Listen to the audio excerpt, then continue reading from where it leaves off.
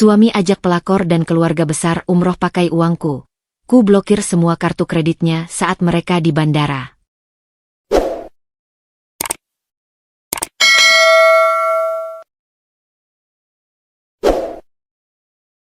Kehidupan yang tampak sempurna. Pagi itu, cahaya matahari masuk lembut melalui jendela kaca rumah besar milik Nadira dan Raka. Rumah itu tampak tenang, rapi, dan elegan, seolah tidak menyimpan sedikit pun masalah di dalamnya. Di dapur, Nadira sudah berdiri sejak pagi. Rambutnya diikat sederhana, namun wajahnya tetap menunjukkan ketegasan seorang perempuan yang terbiasa mengatur hidupnya sendiri. Ia bukan hanya seorang istri, tetapi juga pemilik bisnis yang sedang berkembang pesat di bidang distribusi kosmetik dan skincare. Di layar ponselnya, notifikasi pesanan dan laporan keuangan terus berdatangan. Nadira hanya menghela napas pelan, lalu tersenyum kecil. Semua ini ia bangun dari nol, dari kerja keras tanpa bergantung pada siapapun. Sementara itu, Raka baru turun dari lantai atas dengan pakaian santai. Wajahnya tampan, rapi, dan selalu terlihat percaya diri. Ia mendekati meja makan tanpa beban, seolah dunia memang sudah disiapkan untuknya. Pagi, kata Raka singkat sambil menarik kursi. Nadira menoleh. Pagi. Sarapan sudah siap. Raka hanya mengangguk, lalu duduk tanpa banyak bicara. Ia mulai memainkan ponselnya, sesekali tersenyum kecil melihat layar, seolah pikirannya sudah jauh dari rumah itu. Di meja makan, suasana sebenarnya tidak buruk. Tidak ada teriakan, tidak ada pertengkaran. Dari luar, siapapun akan mengira mereka pasangan sempurna. Istri sukses, suami tampan, hidup berkecukupan. Namun di balik itu, ada jarak yang tidak terlihat. Nadira memperhatikan Raka sekilas. Dulu, suaminya itu sering bercerita, tertawa, bahkan membantu urusan kecil di rumah. Tapi akhir-akhir ini, Raka lebih banyak diam, sibuk dengan dunianya sendiri. Kerja hari ini? Tanya Nadira mencoba membuka percakapan. Ada urusan, jawab Raka tanpa menatapnya. Jawaban singkat itu cukup untuk membuat suasana kembali hening. Nadira kembali fokus pada sarapannya, tetapi pikirannya mulai bergerak. Ia tidak bodoh. Ia tahu perubahan kecil dalam rumah tangga seringkali adalah awal dari sesuatu yang besar. Di luar rumah, mobil Nadira sudah menunggu. Sopirnya berdiri rapi, menunggu instruksi. Jadwal Nadira hari itu penuh. Meeting dengan investor, pengecekan gudang, dan pembahasan ekspansi bisnis. Sebelum pergi, ia melirik ke arah Raka yang masih duduk di meja makan. Untuk sesaat, Nadira tersenyum tipis. Bukan karena bahagia sepenuhnya, tetapi karena ia percaya satu hal. Hidupnya dibangun oleh dirinya sendiri.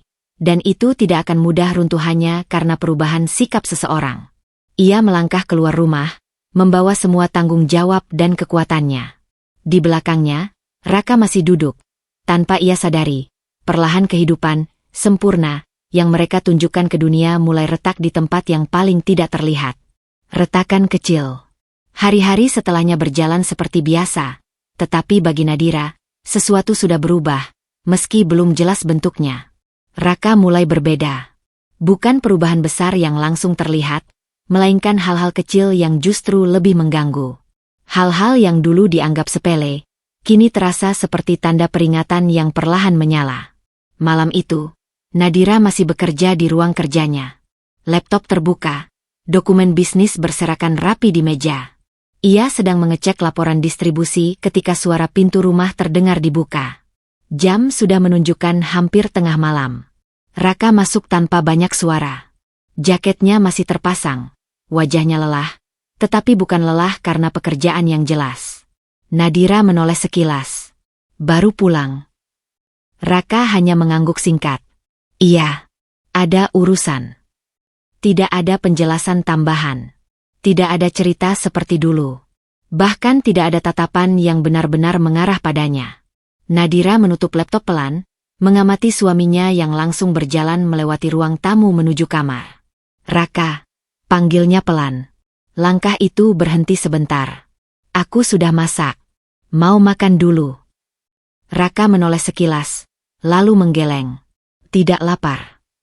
Dan setelah itu, ia masuk kamar, menutup pintu tanpa menunggu jawaban. Sen. Nadira duduk diam beberapa detik. Bukan karena marah, tapi karena aneh. Dulu, Raka selalu menyempatkan makan bersama, atau setidaknya duduk sebentar di ruang yang sama.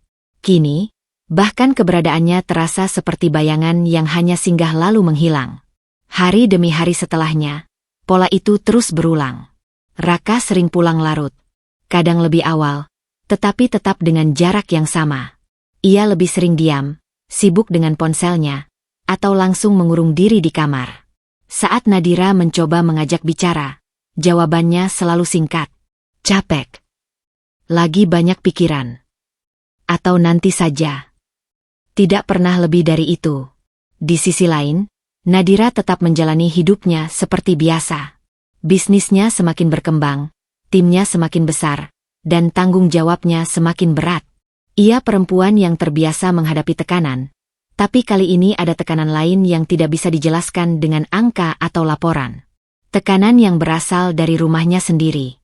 Suatu pagi, saat Raka hendak keluar rumah lebih cepat dari biasanya, Nadira melihatnya dari ruang makan. Raka, panggilnya lagi, kali ini lebih tegas. Raka berhenti di dekat pintu. Kamu akhir-akhir ini sibuk banget. Kita jarang ngobrol. Raka diam sebentar. Matanya tidak benar-benar bertemu dengan mata Nadira. Aku lagi banyak urusan, jawabnya lagi, kali ini sedikit lebih dingin. Lalu ia pergi. Pintu tertutup. Nadira berdiri di tempatnya, menatap kosong ke arah pintu itu. Bukan karena tidak percaya pada suaminya, tetapi karena ia mulai merasakan sesuatu yang lebih dalam dari sekadar sibuk. Ada jarak yang sedang dibangun, perlahan, tapi pasti. Dan retakan kecil itu, meski belum menghancurkan apapun, sudah cukup untuk membuat Nadira sadar satu hal. Bahwa sesuatu di rumah ini tidak lagi sama seperti dulu. Nama yang tak asing. Malam itu rumah terasa lebih sunyi dari biasanya. Raka sudah tidur lebih dulu, seperti beberapa malam terakhir. Lebih cepat, lebih diam, dan lebih jauh dari Nadira. Sementara Nadira masih duduk di ruang kerja, mencoba menyelesaikan beberapa laporan bisnis yang sebenarnya sudah tidak lagi ia fokuskan sepenuhnya. Pikirannya mulai terbagi. Ada sesuatu yang terus mengganggu, tapi ia belum mau mengakuinya. Saat ia masuk ke kamar untuk mengambil charger di meja samping tempat tidur, ponsel Raka yang tergeletak di sana menyala sebentar. Sebuah notifikasi masuk. Nama itu muncul sekilas di layar. Livia. Nadira berhenti. Bukan karena nama itu familiar dalam arti pernah ia kenal, tapi karena ada sesuatu di dalam dirinya yang langsung menolak ketenangan. Ia tidak langsung menyentuh ponsel itu. Ia hanya berdiri beberapa detik, menatap layar yang kembali gelap. Namun rasa penasaran yang tidak bisa ia kontrol mulai menang. Dengan gerakan pelan, Nadira mengambil ponsel itu. Tangannya tidak gemetar, tapi pikirannya mulai ramai. Ia membuka pesan terbaru. Dan disitulah semuanya mulai terasa berbeda. Percakapan itu tidak panjang, tapi cukup untuk membuat udara di ruangan terasa lebih berat. Livia, kamu tadi kenapa lama banget? Aku nunggu. Raka, ada urusan rumah sebentar. Livia, selalu, rumah. Aku bosan jadi yang nunggu terus. Raka, sabar. Aku atur waktunya. Nadira membaca sekali, lalu membaca lagi. Kalimat-kalimat itu tidak kasar. Tidak juga langsung mengaku. Tapi ada kedekatan yang tidak seharusnya ada di antara, sekadar teman. Cara bicara mereka terlalu personal. Terlalu terbiasa. Terlalu intim dalam bentuk yang tidak diucapkan secara terang-terangan. Nadira menurunkan ponsel itu sedikit, lalu duduk di tepi ranjang. Untuk pertama kalinya malam itu, ia tidak langsung berpikir bisnis, tidak langsung mencari solusi, dan tidak langsung bersikap rasional seperti biasanya. Yang muncul justru diam. Diam yang penuh dengan pertanyaan. Ia membuka kembali pesan lain. Ada percakapan sebelumnya yang sudah lebih lama. Livia, aku kangen kamu. Raka, jangan kirim begitu di jam kerja. Livia, takut ketahuan. Raka, bukan itu. Livia, aku cuma mau kamu jujur. Nadira menutup mata sebentar. Tangannya masih memegang ponsel itu, Tapi pikirannya mulai bergerak cepat, mencari penjelasan, mencari alasan, mencari celah bahwa ini mungkin hanya salah paham. Namun semakin ia membaca, semakin sulit ia menyangkal. Nama Livia bukan sekadar nama. Itu adalah seseorang yang sudah cukup dekat untuk berani menuntut perhatian Raka. Dari luar kamar, suara AC terdengar pelan. Raka masih tertidur, tidak tahu bahwa dunia kecil yang ia sembunyikan baru saja tersentuh oleh tangan yang tidak seharusnya membuka pintu itu. Nadira meletakkan ponsel itu kembali dengan hati-hati, seolah takut membangunkan sesuatu yang lebih besar dari sekadar orang yang sedang tidur. Ia berdiri, menatap Raka yang terlelap. Dan untuk pertama kalinya, dalam pernikahan yang selama ini ia anggap stabil, Nadira merasakan satu hal yang asing. Keraguan yang tidak bisa lagi diabaikan. Kecurigaan yang tumbuh. Sejak malam itu, sesuatu di dalam diri Nadira berubah. Bukan perubahan yang terlihat oleh orang lain, tetapi perubahan yang hidup di dalam pikirannya sendiri. Lebih waspada, lebih diam, dan lebih tajam dalam memperhatikan hal-hal kecil. Pagi itu, Nadira tetap menjalankan rutinitasnya seperti biasa. Ia mengenakan pakaian kerja rapi, menata rambutnya, dan memeriksa jadwal meeting yang sudah menumpuk. Dari luar, tidak ada yang berbeda. Namun di dalam dirinya, ada sesuatu yang terus bergerak. Raka juga terlihat seperti biasa, atau setidaknya berusaha terlihat seperti itu. Pergi kerja? Tanya Nadira saat Raka keluar dari kamar. Iya. Jawab Raka singkat sambil merapikan jam tangan di pergelangan tangannya. Nadira memperhatikan gerakannya lebih lama dari biasanya. Cara Raka menghindari kontak mata. Cara jawabannya selalu singkat. Cara langkahnya terasa lebih tergesa. Semua itu kini tidak lagi terasa netral. Semua terasa seperti tanda. Hari itu, Nadira tidak langsung pergi ke kantor. Ia duduk di ruang tamu lebih lama dari biasanya, pura-pura memeriksa email di laptopnya. Namun sebenarnya, matanya sesekali mengarah ke pintu, menunggu sesuatu. Dan benar saja, beberapa menit setelah Raka pergi, ia melihat sesuatu yang sebelumnya tidak pernah ia perhatikan. Raka tidak langsung menuju mobilnya. Ia berhenti sebentar di luar pagar, mengangkat ponsel, dan tersenyum kecil. Senyum yang bukan untuk Nadira. Senyum yang membuat dada Nadira terasa sedikit menegang, meski ia sendiri tidak tahu kenapa. Setelah itu, Raka pergi. Di kantor, Nadira mencoba fokus pada pekerjaannya. Presentasi, laporan, strategi ekspansi, semua berjalan seperti biasa. Timnya berbicara, investor mengajukan pertanyaan, dan semua orang menganggap Nadira seperti biasanya. Tegas, tenang, dan profesional. Tapi pikirannya tidak sepenuhnya di sana. Setiap kali ponselnya bergetar, ia refleks memeriksa. Setiap kali ada jeda, pikirannya kembali ke satu hal yang sama. Raka. Dan lebih dari itu, Livia. Malamnya, Nadira pulang lebih lambat dari biasanya. Rumah sudah lebih dulu sunyi. Raka belum pulang. Nadira duduk di ruang kerja, tetapi kali ini ia tidak bekerja. Ia membuka kembali ponselnya, bukan untuk bisnis, tapi untuk hal lain yang baru ia mulai pelajari dengan hati-hati. Kebiasaan Raka. Ia mulai memperhatikan jam pulang Raka. Hari-hari sebelumnya. Pola yang tidak konsisten, tapi perlahan membentuk sesuatu. Terlambat. Lebih sering. Dan selalu ada alasan yang singkat. Ketika Raka akhirnya pulang malam itu, Nadira sudah duduk di ruang tengah. Baru pulang? Tanya Nadira. Suaranya tenang. Iya, ada kerjaan tadi. Jawab Raka sambil melepas sepatu. Nadira mengangguk pelan. Tapi matanya tidak berhenti di sana. Ia memperhatikan Raka lebih detail dari biasanya. Bau parfum yang sedikit berbeda, ekspresi yang terlalu cepat berubah, dan cara Raka langsung menghindari percakapan. Aku tadi masak, kata Nadira. Sudah makan di luar, jawab Raka cepat. Hening. Tidak ada pertengkaran. Tidak ada suara keras. Tapi ada sesuatu yang lebih berbahaya dari itu semua. Jarak yang semakin jelas.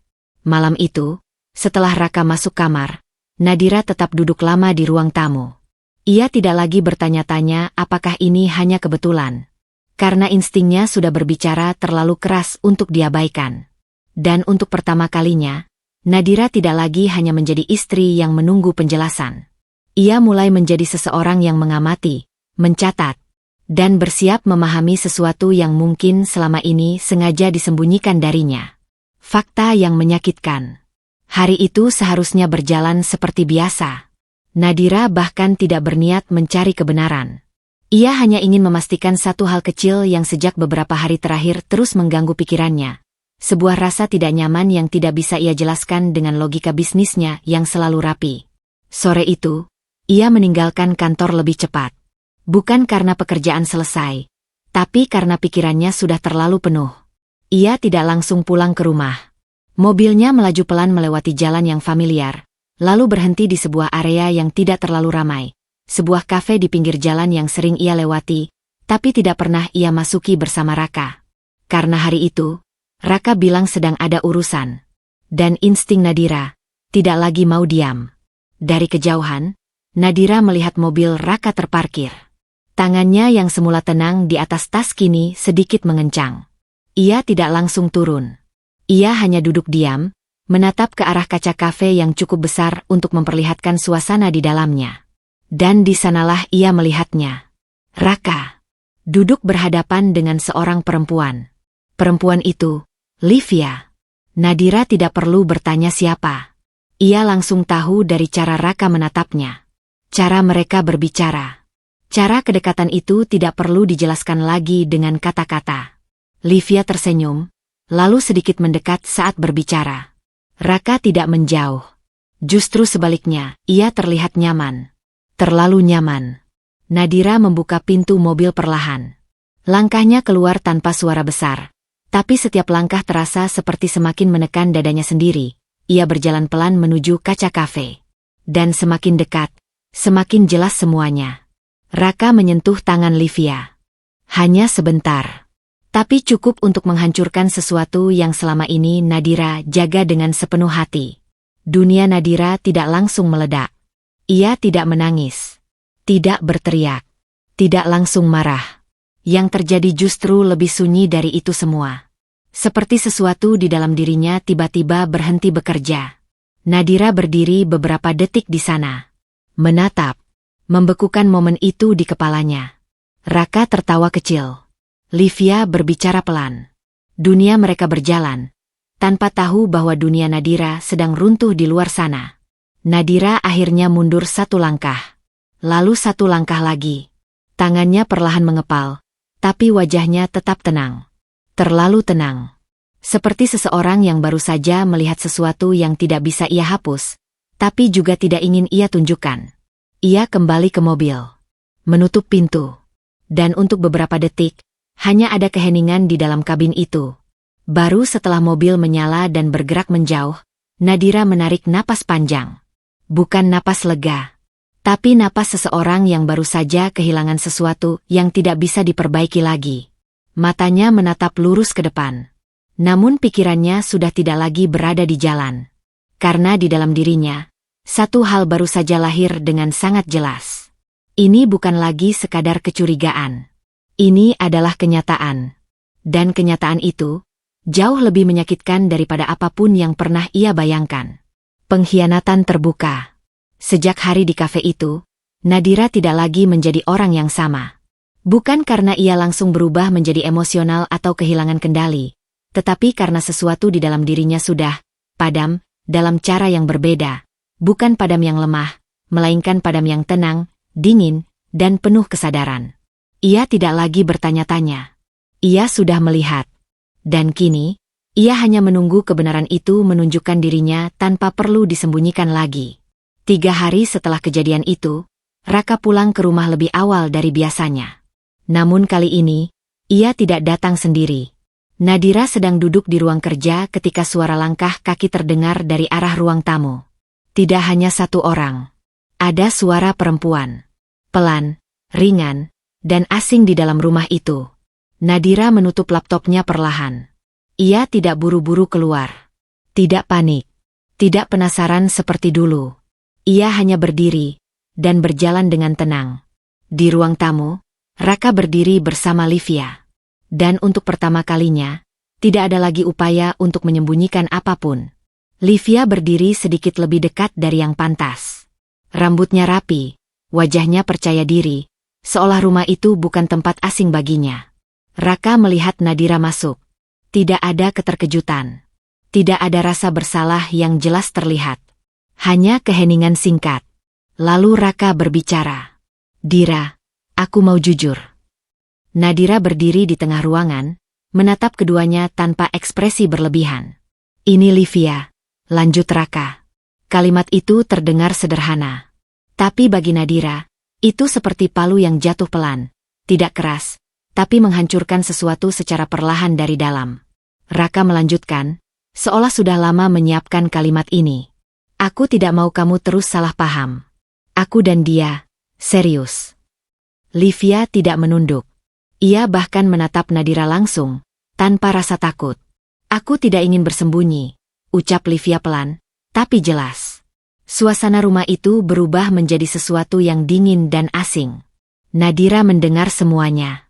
Tapi ia tidak langsung bereaksi. Tidak ada teriakan. Tidak ada air mata. Tidak ada pertanyaan beruntun seperti dalam cerita-cerita yang biasa orang bayangkan. Yang ada hanya diam. Raka melanjutkan lagi, kali ini lebih tegas. Kita sudah tidak seperti dulu. Kamu sibuk dengan bisnismu. Aku juga punya hidup sendiri. Nadira mengangguk pelan. Satu kali. Bukan tanda setuju. Tapi tanda bahwa ia mendengar semuanya sampai selesai. Beberapa detik hening. Lalu Nadira akhirnya berbicara. Jadi ini keputusanmu. Raka menghela napas. Iya. Tidak ada tambahan penjelasan. Tidak ada usaha untuk memperhalus. Semua sudah ditaruh di meja. Tanpa filter, tanpa rasa takut lagi. Nadira menatap Raka lama. Lalu Livia. Seolah ia sedang melihat dua orang yang sama sekali bukan bagian dari masa depannya, meski pernah menjadi bagian dari hidupnya. Baik, kata Nadira akhirnya. Satu kata. Pendek. Dingin. Dan terlalu tenang untuk situasi seperti itu.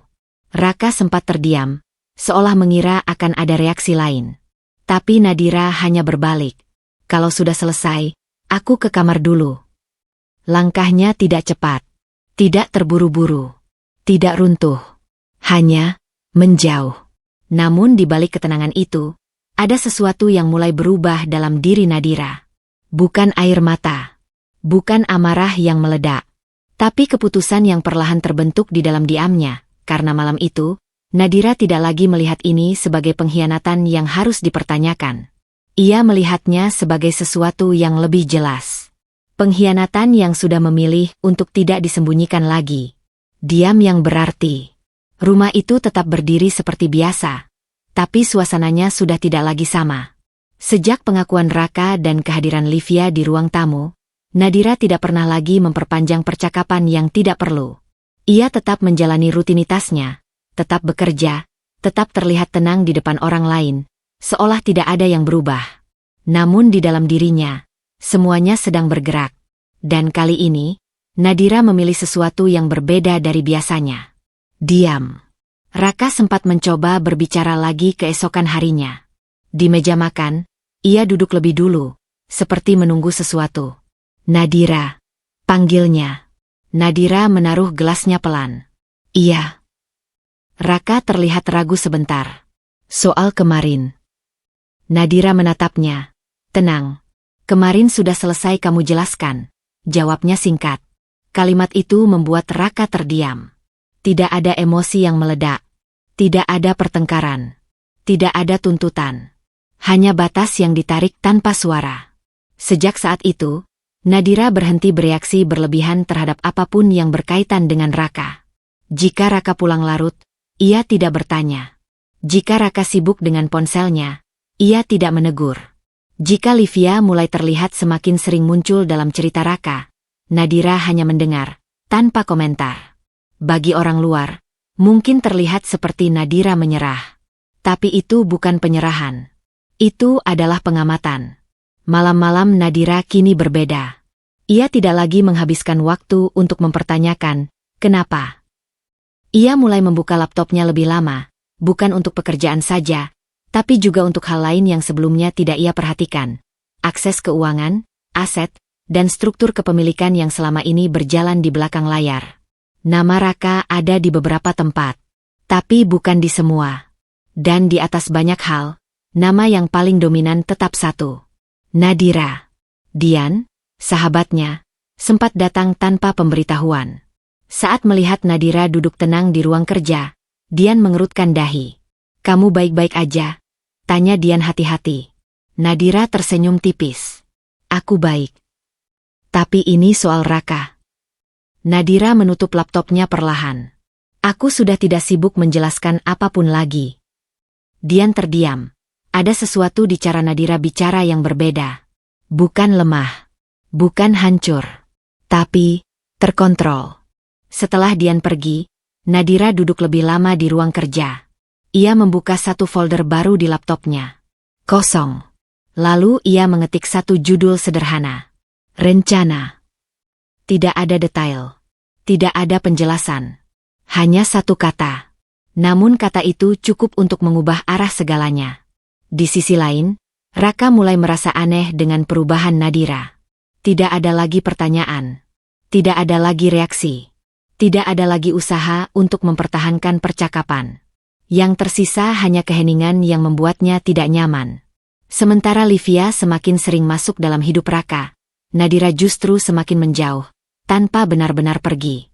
Malam itu, Nadira berdiri di balkon rumah. Angin malam menyentuh wajahnya, tapi pikirannya tidak berada di sana. Ia menatap lampu-lampu kota di kejauhan. Tenang. Diam. Tapi tidak kosong. Karena di dalam diam itu, Nadira tidak sedang menyerah. Ia sedang mengumpulkan semuanya. Pikiran, data, keputusan, dan batas. Satu persatu. Dengan sangat rapi. Dan tanpa suara. Keluarga yang tak tahu malu. Sejak Nadira memilih diam, Raka justru semakin berani. Seolah diamnya Nadira adalah izin. Seolah ketenangan itu adalah tanda bahwa semuanya baik-baik saja. Dan hari itu, Raka membuat langkah yang bahkan tidak pernah Nadira bayangkan sebelumnya. Pagi itu, Raka berpakaian rapi. Lebih rapi dari biasanya. Nadira melihatnya sekilas dari ruang makan, tapi tidak bertanya apapun. Raka menatapnya sebentar. "Aku ada acara keluarga," katanya singkat. Nadira mengangguk pelan. "Iya." Hanya itu. Tidak ada pertanyaan lanjutan. Tidak ada rasa curiga yang ditunjukkan secara langsung. Dan Raka pergi begitu saja. Beberapa jam kemudian, di sebuah rumah besar milik keluarga Raka, suasana sudah ramai. Ternyata itu bukan sekadar acara biasa. Raka datang bukan sendirian. Ia membawa Livia. Livia berjalan di samping Raka dengan percaya diri, seolah sudah menjadi bagian dari tempat itu sejak lama. Senyumnya tidak canggung. Langkahnya mantap. Raka memperkenalkannya tanpa ragu. "Ini Livia." Sederhana. Tegas. Tanpa penjelasan panjang tentang posisi sebenarnya di dalam kehidupan Raka. Yang mengejutkan bukan hanya keberanian Raka membawa Livia, tapi reaksi keluarga besarnya. Tidak ada pertanyaan tajam. Tidak ada wajah kaget yang lama.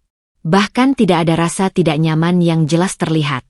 Sebaliknya, beberapa dari mereka justru tersenyum, mengangguk, dan menerima kehadiran Livia seolah itu hal yang wajar. "Sudah lama juga ya kamu dekat sama Raka?" salah satu dari mereka berkata ringan. Livia tersenyum kecil. "Iya." Tidak ada satupun yang menyebut Nadira. Tidak ada satupun yang bertanya tentang status. Seolah bagian itu tidak penting. Raka berdiri di tengah keluarga besarnya, dengan Livia di sampingnya, seperti sedang memperkenalkan sesuatu yang sudah final.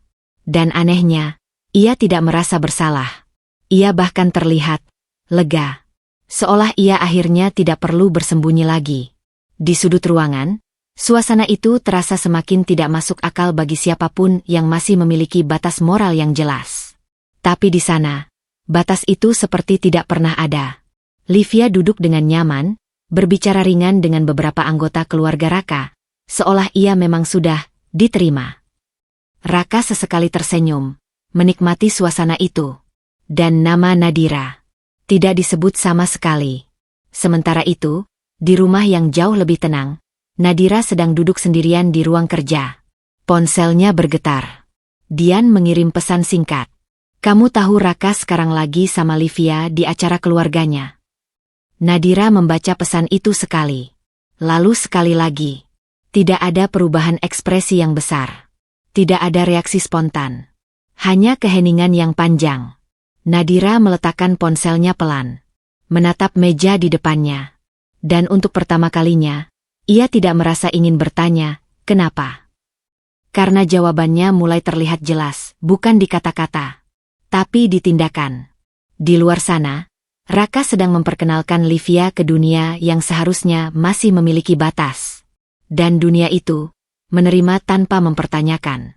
Sementara di dalam dirinya, Nadira mulai memahami satu hal yang lebih dingin dari pengkhianatan itu sendiri. Bahwa bukan hanya Raka yang berubah, tetapi lingkungan yang membiarkan semuanya terjadi tanpa rasa bersalah. Rencana umroh.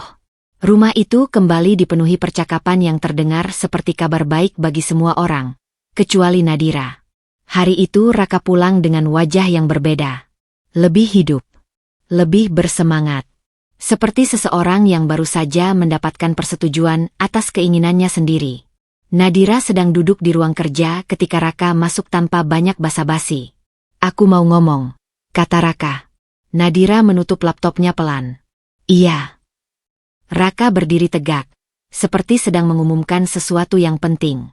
Aku rencana umroh. Nadira mengangguk kecil. Kapan? Raka berhenti sebentar. Lalu melanjutkan dengan nada yang lebih yakin. Bulan ini, aku berangkat sama Livia dan keluarga. Ruangan itu hening sesaat. Bukan karena Nadira terkejut, tapi karena cara Raka mengucapkannya terlalu mudah. Seolah semua itu adalah keputusan yang wajar, tanpa perlu diskusi, tanpa perlu batas. Nadira menatapnya lama. Dengan Livia, ulangnya pelan. Raka mengangguk. Iya. Dia juga butuh ketenangan. Aku mau sekalian menemani dia. Kalimat itu tidak lagi terdengar seperti alasan. Itu terdengar seperti keputusan yang sudah lama disiapkan. Nadira tidak langsung bereaksi. Ia hanya berdiri, berjalan perlahan ke arah meja, lalu menyandarkan tangannya di tepi meja. Biayanya dari mana? Tanya Nadira akhirnya. Suaranya tetap tenang. Raka menjawab tanpa ragu. Dari dana kita. Kata kita terdengar ringan di mulut Raka. Tapi bagi Nadira, kata itu sudah lama kehilangan maknanya. Nadira tersenyum tipis. Bukan senyum hangat, tapi senyum yang nyaris tidak bisa dibaca. Dana kita, ulangnya. Raka mengangguk, merasa tidak ada masalah dengan jawabannya. Iya, kan itu juga untuk keluarga. Di dalam kepala Nadira, semua mulai tersusun dengan lebih jelas. Bukan hanya tentang Livia, bukan hanya tentang keluarga yang menerima tanpa pertanyaan. Tapi tentang satu hal yang mulai terlihat terlalu berani. Raka tidak hanya mengambil keputusan untuk hidupnya sendiri, tapi juga mulai menggunakan hidup Nadira sebagai sumbernya. Malam itu, Nadira membuka kembali catatan keuangannya. Satu persatu. Akun, limit kartu, akses transaksi, dan semua aliran dana yang selama ini bergerak tanpa banyak diperhatikan. Semakin ia membaca, semakin jelas pola yang terbentuk. Dan di dalam pola itu, ada satu rencana yang kini mulai disusun tanpa suara. Di kamar, Raka terlihat sedang berbicara dengan Livia melalui telepon. Nadira tidak mendengarkan. Ia tidak perlu lagi mendengar untuk mengerti. Karena sekarang, ia sudah mulai melihat semuanya dengan cara yang berbeda. Beberapa hari kemudian, kabar keberangkatan itu menyebar di antara keluarga Raka. Umroh bareng Livia ya? Salah satu dari mereka berkata santai. Iya, sekalian, jawab Raka sambil tersenyum. Tidak ada yang mempertanyakan lebih jauh. Tidak ada yang melihat aneh. Semua menganggap itu normal. Sementara itu, Nadira berdiri di balkon rumah pada malam yang sama. Angin malam bergerak pelan. Di tangannya, ponsel menyala menampilkan satu layar. Akses ke semua kartu dan rekening bersama. Tangannya tidak gemetar. Wajahnya tidak marah. Yang ada hanya ketenangan yang semakin dalam. Karena malam itu, Nadira tidak lagi hanya mendengar rencana orang lain. Ia mulai menyusun rencananya sendiri.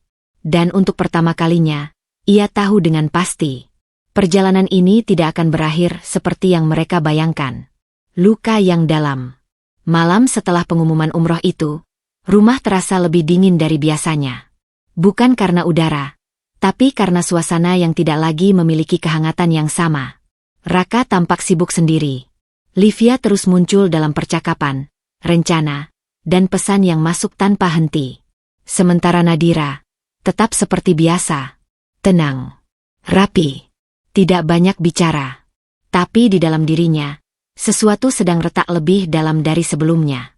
Nadira duduk di ruang kerja, menatap layar laptop yang menyala, namun pikirannya tidak benar-benar di sana. Kata-kata Raka terus berulang di kepalanya. Dana kita. Bersama Livia. Sekalian keluarga. Sederhana. Ringan. Seolah tidak ada dampaknya. Seolah semua yang Nadira bangun selama bertahun-tahun bisa dipakai begitu saja tanpa izin. Tangannya berhenti mengetik. Untuk pertama kalinya dalam waktu yang lama, Nadira tidak langsung mencari solusi. Ia hanya diam. Dan dalam diam itu, ia merasakan sesuatu yang berbeda. Bukan hanya sakit, tapi terinjak. Bukan hanya karena pengkhianatan, tapi karena cara Raka memperlakukan hidup yang Nadira bangun seolah itu bukan miliknya. Seolah semua kerja keras, semua malam tanpa tidur, semua keputusan berat yang ia ambil sendirian, tidak pernah ada artinya. Dan yang paling menyakitkan bukan hanya Raka, tapi kenyataan bahwa semua itu dilakukan tanpa rasa ragu, tanpa rasa bersalah. Nadira berdiri perlahan dari kursinya. Ia berjalan ke arah cermin di sudut ruangan. Menatap dirinya sendiri. Wajahnya tetap sama. Tapi matanya tidak lagi sama seperti dulu. Ada sesuatu yang lebih tajam di sana. Lebih dingin. Lebih sadar. Di ruang tamu, Raka sedang berbicara pelan dengan Livia lewat ponsel. Tertawa kecil. Seperti tidak ada beban. Nadira melihatnya sekilas dari kejauhan. Tidak ada amarah yang meledak. Tidak ada teriakan. Tidak ada drama. Hanya satu napas panjang yang ditarik pelan. Ia kembali ke ruang kerja, menutup laptopnya, lalu membuka satu folder yang sudah ia siapkan sejak beberapa hari terakhir. Isinya bukan emosi, bukan keluhan, tapi data, catatan, dan jejak. Dian mengirim pesan malam itu. Kamu masih kuat. Nadira membaca pesan itu lama, lalu menjawab singkat. Aku baik. Dan itu bukan kebohongan. Karena Nadira benar-benar mulai memahami sesuatu yang baru. Bahwa luka tidak selalu harus ditunjukkan. Dan diam, tidak selalu berarti kalah. Di balkon rumah, Nadira berdiri sendirian. Angin malam menyentuh wajahnya, tapi kali ini tidak terasa dingin. Justru terasa jelas. Seperti sesuatu yang membangunkannya sepenuhnya. Di dalam dirinya, luka itu tidak lagi sekadar rasa sakit. Tapi berubah menjadi sesuatu yang lebih berbahaya bagi orang-orang yang meremehkannya. Kesadaran. Dan malam itu, Nadira tidak lagi bertanya apa yang akan terjadi. Karena untuk pertama kalinya, ia tidak hanya menjadi korban dari cerita ini. Ia mulai menjadi seseorang yang mengendalikan arah berikutnya. Persiapan diam-diam. Sejak malam itu, Nadira tidak lagi membiarkan dirinya hanyut dalam emosi. Luka masih ada. Bahkan terasa jelas setiap kali ia mengingat keputusan Raka. Tapi Nadira sudah belajar satu hal penting. Emosi tidak bisa menjadi dasar keputusan jika ia ingin tetap memegang kendali. Dan untuk pertama kalinya dalam hidupnya, ia tidak hanya menjadi istri yang terluka. Ia menjadi seseorang yang mulai menghitung ulang segalanya. Pagi itu, Nadira bangun lebih awal dari biasanya. Raka masih tidur. Livia masih menjadi bayangan dalam percakapan yang tidak pernah benar-benar selesai. Tapi Nadira tidak lagi mempedulikan itu sebagai pusat hidupnya. Ia duduk di ruang kerja dengan laptop terbuka, layar penuh angka dan data. Rekening bank, kartu kredit, akses pembayaran, investasi. Semua yang dulu berjalan otomatis tanpa banyak diperiksa, kini ia buka satu persatu. Tangannya bergerak tenang. Klik demi klik. Bukan panik, bukan terburu-buru, tapi terstruktur. Seperti seseorang yang sedang membaca ulang seluruh sejarah hidupnya. dengan sudut pandang yang berbeda. Nama Raka muncul di beberapa akses. Sebagian sebagai pengguna tambahan. Sebagian sebagai pihak yang diberi kepercayaan. Tapi semakin dalam Nadira memeriksa, semakin jelas satu hal. Kendali utama selalu ada di tangannya sendiri. Dan itu adalah sesuatu yang selama ini mungkin tidak sepenuhnya disadari Raka. Nadira membuka satu file khusus. Di dalamnya, ia mulai mencatat. Bukan perasaan. Bukan opini. Tapi fakta. Tanggal transaksi. Akses penggunaan. Pola pengeluaran. Dan perubahan perilaku finansial yang mulai tidak wajar. Di tengah proses itu, ponselnya bergetar. Pesan dari Raka. Aku mungkin pergi beberapa hari untuk persiapan umroh. Nadira membaca pesan itu sekali. Lalu meletakkan ponselnya kembali. Tidak ada reaksi besar. Tidak ada komentar. Hanya satu hal yang berubah. Catatannya bertambah satu baris. Sore itu, Dian datang tanpa banyak bicara. Melihat Nadira duduk dengan laptop dan beberapa catatan terbuka, Dian langsung paham bahwa ini bukan sekadar sedih biasa. Kamu lagi ngapain? Tanya Dian pelan. Nadira tidak langsung menjawab. Ia hanya menutup satu tab, lalu berkata tenang. Aku lagi memastikan semuanya jelas. Dian duduk di seberangnya. Jelas. Nadira mengangguk. Supaya tidak ada yang bisa bilang aku tidak tahu apa yang terjadi. Dian menatap Nadira lama. Ada sesuatu yang berbeda dari cara Nadira berbicara sekarang. Bukan lagi orang yang bertanya, kenapa? Tapi orang yang mulai memastikan, apa saja yang terjadi sebenarnya. Malamnya, setelah Dian pulang, Nadira duduk sendirian di ruang kerja lebih lama dari biasanya. Lampu hanya menyala setengah. Rumah terasa sunyi. Tapi pikirannya tidak lagi kosong. Ia membuka satu folder baru lagi. Kali ini diberi nama sederhana. Kontrol. Di dalamnya belum banyak isi. Tapi Nadira tahu, itu hanya soal waktu. Di kamar, Raka terdengar sedang berbicara pelan dengan Livia. Tertawa. Merencanakan sesuatu. Tanpa tahu bahwa di ruangan lain, Nadira sedang melakukan hal yang sama, hanya saja dalam bentuk yang berbeda, karena malam itu, Nadira tidak lagi sekadar memeriksa uang. Ia sedang memeriksa posisi, kekuatan, dan batas yang selama ini tidak pernah ia sadari sepenuhnya. Dan di balik semua ketenangan itu, satu hal mulai terbentuk dengan sangat jelas. Ini bukan lagi tentang luka. Ini tentang persiapan. Dukungan sahabat. Hujan turun pelan sore itu, menambah sunyi rumah yang sudah lama kehilangan kehangatan. Nadira duduk di ruang kerja seperti biasa. Rapi, tenang, dan terlihat seolah tidak ada yang berubah. Namun kali ini, layar laptopnya tidak lagi hanya berisi angka dan laporan keuangan. Ada catatan, ada pola, ada rencana yang mulai terbentuk sedikit demi sedikit. Dan di tengah semua itu, Dian datang. Tanpa pemberitahuan panjang. Tanpa basa-basi. Seperti biasa, sahabat yang tahu kapan harus hadir tanpa diminta. Dian berdiri di ambang pintu ruang kerja, memandangi Nadira yang sedang menatap layar dengan fokus yang terlalu dalam. Kamu masih begini terus? Tanya Dian akhirnya. Nadira tidak langsung menoleh. Aku cuma memastikan semuanya jelas. Jawabnya pelan. Dian masuk dan duduk di kursi depan meja. Jelas itu bukan berarti kamu harus diam terus. Kata-kata itu membuat Nadira berhenti mengetik. Untuk beberapa detik, hanya suara hujan yang terdengar di luar. Dian menatap Nadira dengan serius. Aku kenal kamu dari dulu, Nadira. Kamu bukan tipe orang yang diam saat diinjak. Nadira menutup laptopnya perlahan. Aku tidak diam, jawabnya. Dian mengangkat alis. Kamu kelihatan diam. Nadira tersenyum tipis, senyum yang tidak hangat, tapi juga tidak dingin. Aku sedang berpikir. Dian menghela napas. Pikir boleh. Tapi jangan sampai kamu kehilangan arah karena terlalu lama di dalam kepala sendiri. Nadira menatap sahabatnya itu. Dian melanjutkan, kali ini lebih lembut. Raka sudah memilih jalannya. Livia sudah masuk terlalu jauh. Dan keluarga mereka, jelas tidak akan berhenti. Nadira mendengarkan tanpa memotong. Kalau kamu terus hanya diam, kamu cuma akan jadi penonton di hidupmu sendiri. Hening kembali. Tapi kali ini bukan hening kosong.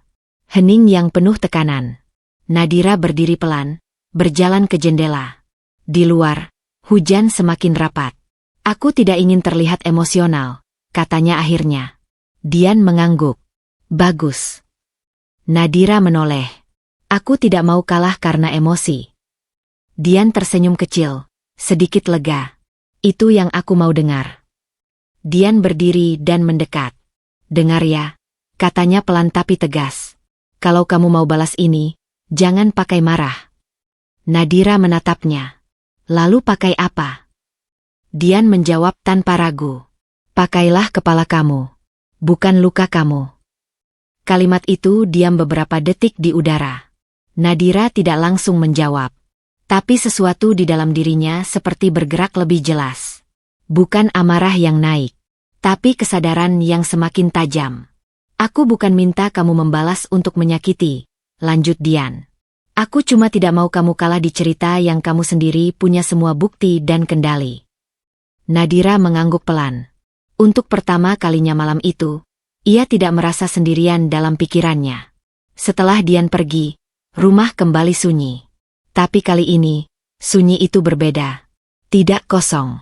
Lebih seperti ruang yang sedang dipersiapkan. Nadira duduk kembali di depan laptopnya. Membuka folder yang sama. Kontrol. Lalu menambahkan satu catatan kecil di dalamnya. Bukan angka. Bukan transaksi. Hanya satu kalimat. Jangan terburu-buru. Pastikan semua tepat. Di kamar, suara Raka dan Livia masih sesekali terdengar dari panggilan telepon. Tawa ringan. Rencana perjalanan. Hal-hal yang terasa jauh dari kesadaran akan apa yang sedang dibangun di balik mereka. Nadira tidak lagi bereaksi. Ia hanya mendengar, sebagai data. Bukan sebagai luka. Dan malam itu, untuk pertama kalinya, Nadira benar-benar memahami makna dari kata yang diucapkan Dian. Balas dengan cerdas. Bukan emosi. Bukan untuk melupakan rasa sakit. Tapi untuk memastikan bahwa rasa sakit itu tidak mengendalikan arah langkahnya lagi. Hari keberangkatan. Pagi itu langit terlihat cerah. Seolah tidak tahu bahwa di baliknya ada keputusan-keputusan yang sudah lama melukai sesuatu yang tak terlihat. Di rumah, suasana terasa sibuk sejak subuh. Raka mondar-mandir dengan koper besar, pakaian rapi, dan wajah penuh antusias. Livia terlihat sudah siap sejak awal, berdiri di dekat pintu dengan senyum yang tidak pernah hilang sejak rencana itu diumumkan. Keluarga Raka yang ikut rombongan juga sudah berkumpul, bercanda ringan, seolah ini adalah perjalanan yang sudah seharusnya terjadi sejak lama.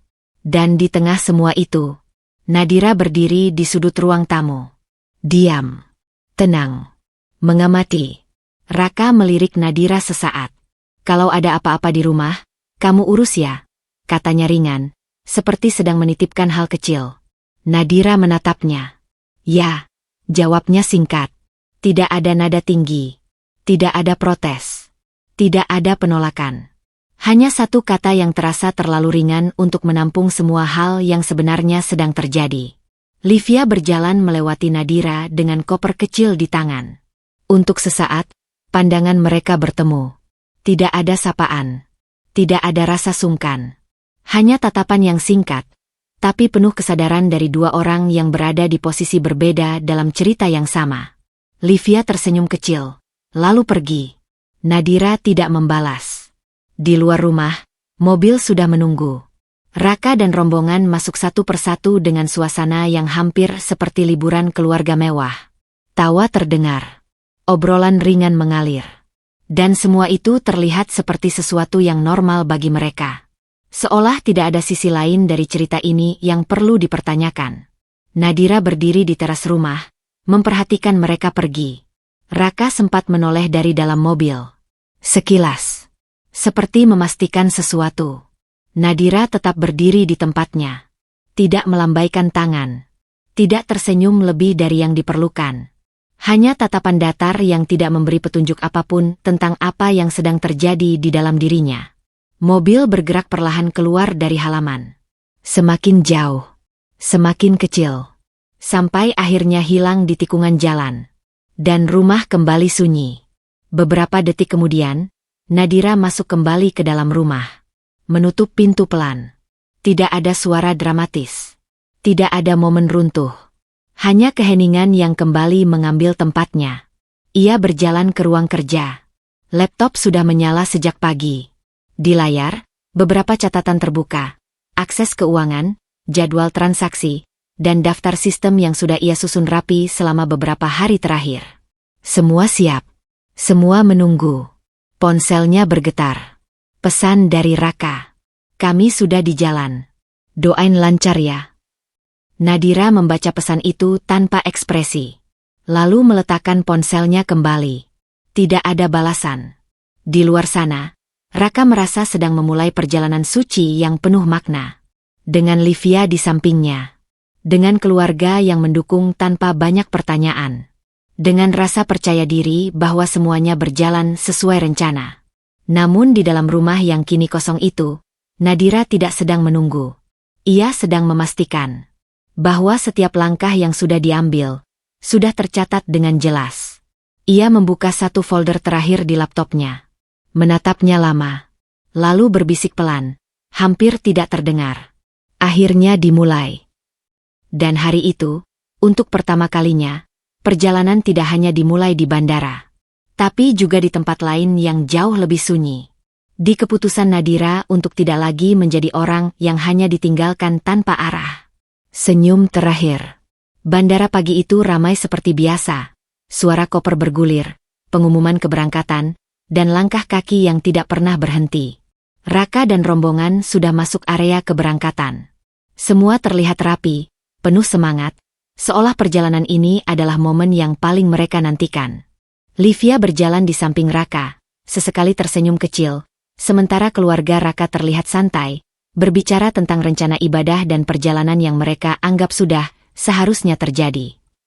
Dan Nadira berdiri tidak jauh dari pintu masuk bandara. Sendiri. Tenang. Seperti hanya seorang pengantar biasa. Raka sempat menoleh ke arahnya. "Kenapa kamu ikut sampai sini?" tanya Raka, nadanya ringan. Nadira menjawab pelan, "Mengantar." Tidak ada penjelasan lain. Tidak ada drama.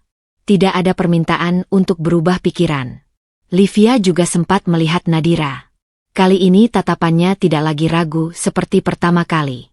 Ada kepercayaan diri yang tumbuh, seolah ia sudah merasa berada di posisi yang aman. Namun Nadira tidak membalas tatapan itu dengan emosi apapun. Hanya diam. Sebelum masuk lebih jauh, Raka mendekat. "Aku pergi ya," katanya. Nadira mengangguk kecil. "Iya." Hening sebentar. Lalu Nadira melakukan sesuatu yang tidak diduga siapapun. Ia tersenyum. Tipis. Terukur. Tidak hangat, tapi juga tidak dingin. Senyum yang tidak bisa dibaca dengan mudah. Raka sempat berhenti sebentar. Seolah ada sesuatu dalam senyum itu yang tidak ia pahami. "Jaga rumah," katanya akhirnya. Nadira mengangguk lagi. "Iya." Dan itu saja. Mereka pergi. Langkah demi langkah. Masuk ke dalam area keberangkatan. Hilang di balik keramaian bandara. Dan Nadira tetap berdiri di tempatnya beberapa detik lebih lama dari seharusnya. Senyumnya perlahan hilang. Tapi bukan digantikan oleh air mata. Melainkan oleh sesuatu yang jauh lebih tenang. Ia berbalik. Melangkah keluar bandara. Sendirian. Langkahnya tidak cepat. Tidak lambat. Tapi pasti. Di mobil yang sudah menunggunya, Nadira duduk di kursi belakang. Pintu ditutup pelan. Dan untuk pertama kalinya hari itu, ia mengeluarkan napas panjang. Bukan napas sedih. Bukan napas lega. Tapi napas seseorang yang baru saja menyelesaikan satu bagian dari perjalanan yang lebih besar. Ponselnya bergetar. Pesan dari Dian. Mereka sudah berangkat.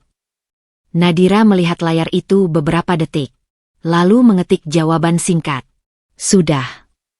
Tidak ada emoji. Tidak ada penjelasan tambahan. Mobil mulai bergerak meninggalkan bandara. Di luar, dunia tetap berjalan seperti biasa. Namun di dalam diri Nadira, sesuatu sudah tidak lagi sama. Senyum tadi, bukan perpisahan, bukan juga penerimaan, tapi tanda bahwa ia tidak lagi berada di posisi yang sama seperti sebelumnya. Dan di balik semua ketenangan itu, Nadira tahu satu hal dengan sangat jelas. Perjalanan yang sebenarnya baru saja dimulai, dan kali ini, ia tidak lagi menjadi orang yang ditinggalkan di belakang. Detik penentuan. Mobil yang membawa Nadira melaju pelan meninggalkan area bandara. Di dalam kabin, suasana sunyi. Tidak ada musik. Tidak ada percakapan. Hanya suara mesin dan napas pelan Nadira yang terdengar stabil. Namun di dalam dirinya, ini bukan lagi keheningan. Ini adalah titik di mana semua yang selama ini ia kumpulkan akhirnya bertemu. Nadira membuka ponselnya. Layar menyala. Beberapa notifikasi sistem sudah menunggu sejak pagi. Akses keuangan, transaksi tertunda, dan aktivitas yang masih berjalan tanpa gangguan. Ia tidak terburu-buru. Tangannya tenang. Matanya fokus. Satu persatu, Nadira membuka sistem yang selama ini menjadi bagian dari hidupnya dan Raka. Rekening utama, kartu kredit, akun pembayaran, akses tambahan yang selama ini diberikan untuk kemudahan. Semua terlihat biasa, sampai ia mulai menekan satu demi satu kontrol yang selama ini ia abaikan. Jari Nadira berhenti sejenak, bukan karena ragu, tapi karena momen ini tidak bisa dilakukan dengan emosi. Ia menarik napas pelan, lalu mulai bergerak. Satu akses dibatasi, kemudian satu lagi, dan satu lagi. Bukan dengan kekacauan, tapi dengan ketelitian yang dingin. Seperti seseorang yang sedang menutup semua pintu yang selama ini dibiarkan terbuka terlalu lama. Di layar, muncul notifikasi. Transaksi ditolak. Akses tidak valid. Verifikasi diperlukan. Nadira menatapnya tanpa ekspresi. Lalu lanjut. Di bandara, di tempat yang sama di mana Raka dan rombongan baru saja memasuki area keberangkatan, suasana mulai berjalan seperti biasa bagi mereka. Raka sedang berbicara dengan Livia. Keluarga tertawa kecil. Tidak ada yang tahu bahwa sesuatu yang sangat penting sedang berubah di luar sana. Ponsel Nadira bergetar, satu panggilan masuk. Nama Raka. Nadira melihat layar itu sekilas. Tidak mengangkat. Panggilan berhenti. Lalu masuk lagi. Dan berhenti lagi. Nadira tetap fokus pada layar utamanya. Ia membuka satu menu terakhir. Akses prioritas. Hak transaksi utama. Dan kontrol yang selama ini jarang disentuh karena dianggap tidak perlu. Tangannya berhenti sebentar di atas tombol.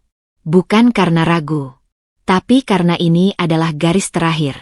Mobil melaju melewati jalan utama. Di luar, dunia tetap sibuk. Di dalam, waktu seperti melambat. Nadira menekan tombol itu.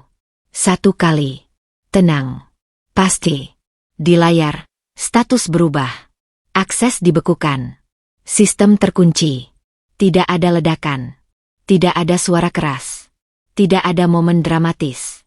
Hanya perubahan status yang sederhana, tapi berdampak besar. Ponselnya kembali bergetar. Pesan dari Raka. Kenapa kartu nggak bisa dipakai? Nadira membaca pesan itu tanpa ekspresi. Lalu mematikan layar ponsel. Di luar sana, Raka baru saja mulai merasakan sesuatu yang tidak ia duga. Di dalam mobil, Nadira tetap tenang. Tapi ketenangan itu sekarang berbeda. Karena ini bukan lagi ketenangan seorang yang menahan diri. Ini ketenangan seseorang yang sudah mengambil keputusan. Dan di detik itu, semuanya berubah. Bukan di bandara. Bukan di rumah, tapi di satu keputusan sunyi yang tidak bisa dibatalkan lagi. Nadira mulai bertindak. Semua akses ditutup. Langit siang itu terlihat biasa saja. Tapi di balik ketenangan itu, sesuatu sedang runtuh tanpa suara. Bukan di tempat yang bisa dilihat orang, melainkan di sistem yang selama ini menjadi jalur hidup Raka dan rombongan. Di dalam mobil, Nadira tetap duduk dengan punggung tegak. Ponselnya masih dalam genggaman. Tidak ada ekspresi berlebihan di wajahnya. Tidak ada tanda-tanda keraguan. Yang ada hanya fokus yang semakin tajam, seolah semua kebisingan dunia luar sudah ia matikan. Di layar, daftar akses terbuka satu persatu. Dan satu persatu pula, mulai tertutup. Kartu kredit pertama diblokir. Kartu kedua ditangguhkan. Kartu tambahan tidak dapat digunakan. Nadira tidak berhenti. Jarinya bergerak pelan, stabil, seperti seseorang yang sudah memahami seluruh alur dari sistem yang ia pegang. Tidak ada panik. Tidak ada emosi yang mengganggu, hanya keputusan yang dieksekusi satu persatu. Di bandara, di sisi lain kota, suasana mulai berubah tanpa mereka sadari. Awalnya kecil. Raka mencoba melakukan pembayaran kecil di dalam area terminal. Ditolak. Ia mengernyit. Lalu mencoba lagi. Ditolak lagi. Livia memperhatikan. Ada apa? Tanyanya pelan. Raka tersenyum kecil, mencoba tenang. Mungkin sinyal. Namun nada suaranya mulai kehilangan kepastian. Beberapa menit kemudian, Raka mencoba kartu lain. Tetap tidak bisa. Senyum kecil yang tadi ada di wajahnya mulai menghilang perlahan. Sementara itu, di dalam mobil, Nadira membuka akses berikutnya. Rekening utama. Dana cadangan. Limit transaksi besar. Semuanya ditinjau ulang dalam hitungan detik. Dan satu persatu ditutup. Ponsel Nadira bergetar tanpa henti. Nama Raka muncul lagi. Dan lagi. Dan lagi. Tapi Nadira tidak mengangkat satupun. Ia hanya melihatnya sekilas. Lalu kembali ke layar utama. Satu notifikasi besar muncul. Akses utama telah dinonaktifkan. Nadira menatapnya lama. Tidak ada senyum. Tidak ada kepuasan berlebihan. Hanya ketenangan yang semakin dalam. Di bandara, Raka mulai terlihat gelisah. Ia berjalan ke arah mesin pembayaran lain. Mencoba cara berbeda. Namun hasilnya tetap sama. Ditolak. Dan kali ini, bukan hanya satu kartu. Semua. Keluarga mulai memperhatikan perubahan itu. Kenapa nggak bisa dipakai? Salah satu dari mereka bertanya. Raka tidak langsung menjawab. Matanya mulai mencari sesuatu yang tidak terlihat. Jawaban. Penjelasan. Atau mungkin, kesalahan sistem. Livia mulai terlihat tidak nyaman. Kamu yakin ini cuma masalah teknis? Tanyanya pelan. Raka tidak menjawab.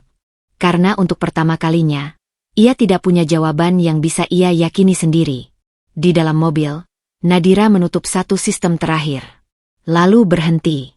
Untuk pertama kalinya sejak semua ini dimulai, ia tidak menambah apapun. Ia hanya menatap layar yang kini penuh status. Terblokir. Ditutup. Dibekukan. Ponselnya kembali bergetar. Pesan dari Raka. Kamu ngapain? Nadira membaca pesan itu lama. Lalu meletakkan ponselnya di samping. Tidak ada balasan. Mobil tetap melaju. Jalan di luar tetap ramai. Tapi di dalam diri Nadira, tidak ada lagi keraguan. Karena malam itu, bukan hanya kartu yang diblokir. Bukan hanya rekening yang dibekukan. Tapi seluruh akses yang selama ini membuat orang lain merasa bisa mengambil tanpa batas. Telah dihentikan. Dan untuk pertama kalinya, Raka tidak sedang berhadapan dengan kemarahan. Tapi dengan sesuatu yang jauh lebih sulit dilawan. Keputusan yang sudah dieksekusi dengan tenang.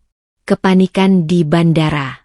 Suasana bandara yang awalnya penuh antusias kini berubah perlahan menjadi canggung. Raka berdiri di depan mesin pembayaran. Tangannya masih memegang kartu yang beberapa menit lalu terasa seperti hal kecil yang tidak mungkin bermasalah. Namun kini, kartu itu terasa seperti benda asing yang tidak lagi punya kuasa apapun. Ia mencoba lagi. Dan lagi. Ditolak. Raka menarik napas pendek. Lalu mencoba tetap tenang. Mungkin sistemnya lagi error, katanya pelan, lebih kepada dirinya sendiri daripada kepada orang lain. Tapi nada suaranya sudah tidak setegas tadi pagi. Livia berdiri di belakangnya, memperhatikan dengan wajah yang mulai berubah. Awalnya ia diam. Namun setelah Raka mencoba kartu ketiga dan hasilnya tetap sama, ekspresinya mulai mengeras. Ini gimana sih? Suara Livia mulai meninggi sedikit. Kamu bilang semua sudah siap. Raka menoleh cepat. Aku juga nggak tahu kenapa bisa begini. Keluarga Raka yang ikut rombongan mulai saling pandang. Satu persatu mencoba kartu masing-masing. Hasilnya sama. Gagal. Ditolak. tidak dapat diproses. Situasi yang awalnya dianggap masalah kecil mulai berubah menjadi kepanikan halus. "Coba hubungi Ban," kata salah satu dari mereka. Raka langsung mengangguk, lalu menekan ponselnya. Namun panggilan ke layanan Ban tidak memberi jawaban yang memuaskan. Hanya suara sistem. Hanya instruksi. Tidak ada solusi cepat. Livia mulai berjalan mondar-mandir kecil. "Aku nggak mau di sini lama-lama," katanya mulai tidak sabar. "Kita harusnya sudah masuk boarding dari tadi." Raka menatapnya. "Aku lagi urus." "Tapi kamu dari tadi bilang, lagi urus, terus." Nada Livia mulai berubah dari bingung menjadi kesal. Raka mengusap wajahnya. Untuk pertama kalinya, ia terlihat benar-benar kehilangan arah. "Ini nggak masuk akal. Semua kartu nggak bisa dipakai." Kalimat itu keluar lebih seperti pengakuan daripada penjelasan. Di sekeliling mereka, rombongan mulai menyadari bahwa ini bukan masalah satu orang. Ini masalah yang sama. Satu persatu mencoba ulang. Satu persatu gagal. Dan semakin banyak yang gagal, semakin besar rasa panik yang mulai menyebar. "Apa kita kena blokir?" salah satu dari keluarga Raka bertanya pelan. Raka langsung menggeleng cepat. "Nggak mungkin." Tapi suaranya tidak lagi meyakinkan. Livia berhenti berjalan. Ia menatap Raka lama. "Kamu pasti ada masalah sama seseorang," katanya tiba-tiba. Raka menoleh. "Dengan siapa?" Livia mengangkat bahu kecil, tapi matanya tajam. "Entah. Tapi ini bukan error biasa." Nama itu tidak disebut. Tapi bayangannya mulai terasa. "Nadira." Raka langsung menggeleng lagi, lebih keras. "Ini urusan teknis. Jangan bawa-bawa hal lain." Namun kali ini, tidak ada yang langsung percaya. Di tengah keramaian bandara, rombongan itu mulai terlihat berbeda dari orang-orang lain yang sibuk menuju keberangkatan. Mereka tidak bergerak maju. Mereka tertahan. Di satu titik yang sama, Raka mencoba menghubungi Nadira lagi. Kali ini panggilan tersambung sebentar. Namun tidak diangkat. Dan langsung terputus. Ia menatap layar ponselnya lama. Untuk pertama kalinya, ada sesuatu yang lebih besar dari sekadar gangguan sistem. Ada ketidakpastian. Dan itu membuatnya gelisah. Livia mendekat lagi. Suaranya lebih rendah tapi tajam. "Kalau ini gara-gara kamu nggak jujur dari awal, aku nggak mau ikut tanggung." Raka menatapnya. Namun tidak ada jawaban yang bisa ia berikan. Di bandara itu, di tengah keramaian yang terus bergerak, satu rombongan berdiri diam. Bukan karena keinginan, tapi karena sesuatu yang tidak bisa mereka kontrol lagi. Dan di dalam diri Raka, untuk pertama kalinya muncul satu pikiran yang tidak nyaman. Bahwa ini bukan sekadar masalah uang, tapi sesuatu yang sengaja dihentikan. Harga sebuah keserakahan. Kepanikan di bandara tidak lagi bisa disembunyikan. Apa yang awalnya dianggap gangguan teknis kecil, kini berubah menjadi situasi yang nyata dan menyakitkan. Mesin pembayaran sudah dicoba berkali-kali, aplikasi bank dibuka berulang, bahkan beberapa kartu lain yang dibawa anggota rombongan pun tidak lagi berfungsi. Semua jalan tertutup. Tidak ada yang bisa dipakai. Raka berdiri di tengah kerumunan kecil keluarganya. Wajahnya mulai kehilangan ketenangan yang tadi pagi masih ia pamerkan dengan penuh percaya diri. "Coba pakai cara lain," kata salah satu dari mereka. Suaranya mulai cemas. "Sudah dicoba semua," jawab Raka pendek. Keluarga besar yang ikut rombongan mulai saling bertanya. "Kalau nggak bisa bayar hotel transit gimana? Bagaimana dengan biaya administrasi di sana? Bagaimana kalau tiketnya juga bermasalah?" Pertanyaan-pertanyaan itu tidak dijawab. Karena tidak ada jawaban yang meyakinkan, Livia berdiri sedikit menjauh. Wajahnya mulai menunjukkan ketidaknyamanan yang tidak bisa ia sembunyikan lagi. "Jadi kita sekarang gimana?" tanyanya. Kali ini lebih dingin. Raka menatapnya. Untuk pertama kalinya, ia tidak langsung menjawab. Salah satu anggota keluarga mencoba membuka dompet, menghitung cepat. "Kalau kita patungan sekarang juga, mungkin masih bisa," katanya ragu. Namun setelah beberapa detik, mereka semua sadar sesuatu. Jumlahnya tidak cukup. Tidak mendekati cukup. Kesunyian mulai muncul di antara mereka. Bukan kesunyian biasa, tapi kesunyian yang lahir dari satu kenyataan yang tidak nyaman. Tidak ada yang benar-benar siap membayar ini tanpa Nadira. Nama itu tidak disebut secara langsung. Tapi semua orang mulai menyadarinya dalam diam. Karena selama ini, yang mengatur, yang membiayai, yang memastikan semuanya berjalan lancar, adalah satu orang yang tidak ikut berdiri di sini. Nadira. Raka mengusap wajahnya, mulai terlihat lelah. Aku akan hubungi orang rumah, katanya akhirnya. Namun ketika ia mencoba menelepon, tidak ada yang mengangkat. Pesan juga tidak dibalas. Livia menghela napas panjang. Ini bukan sekadar masalah kecil, ya? Katanya pelan, tapi penuh tekanan. Raka tidak menjawab. Karena untuk pertama kalinya, ia juga mulai merasa bahwa ini bukan lagi masalah teknis. Ini masalah kendali. Keluarga besar mulai berkumpul lebih dekat. Suara mereka kini lebih pelan, lebih hati-hati. Kalau kita tidak bisa berangkat, bagaimana dengan tiket yang sudah diproses? Kalau ini dibatalkan, siapa yang tanggung jawab? Tidak ada yang berani menjawab itu dengan pasti. Raka mencoba menenangkan situasi. Kita tunggu dulu. Pasti ada jalan. Namun kata, tunggu, kini terdengar kosong. Karena tidak ada lagi yang bisa mereka lakukan selain menunggu sesuatu yang tidak jelas. Di tengah kerumunan itu, Raka berdiri diam. Matanya menatap layar ponsel yang terus tidak memberikan jawaban. Dan di dalam kepalanya, satu hal mulai terasa semakin jelas. Bahwa semua yang terjadi bukan sekadar kebetulan. Di sisi lain, Livia mulai menarik koper sedikit menjauh. Aku nggak mau terjebak di sini tanpa kepastian, katanya tegas. Raka menoleh cepat. Tunggu dulu. Tapi Livia sudah mulai kehilangan kesabaran. Kalau kamu nggak bisa selesaikan ini, aku nggak mau ikut tanggung jawabnya. Raka terdiam. Untuk pertama kalinya sejak semua ini dimulai, ia tidak punya kendali atas situasi. Tidak punya jawaban. Tidak punya solusi cepat. Dan yang paling buruk, tidak punya akses ke apapun yang selama ini ia anggap miliknya. Di bandara yang ramai itu, rombongan Raka tidak lagi terlihat seperti kelompok yang akan berangkat ibadah. Mereka terlihat seperti orang-orang yang baru saja kehilangan arah. Dan tanpa mereka sadari, harga dari keserakahan itu mulai terlihat jelas. Ketika semuanya diambil begitu saja, tidak ada yang tersisa untuk menopang langkah berikutnya. Telepon yang tak diangkat. Bandara masih ramai, tapi bagi Raka, semua suara di sekitarnya seperti menjauh. Yang tersisa hanya satu hal di tangannya. Ponsel yang terasa semakin berat setiap kali ia mencoba mencari solusi yang tidak kunjung datang. Dan satu nama yang terus muncul di pikirannya. Nadira. Raka menarik napas panjang.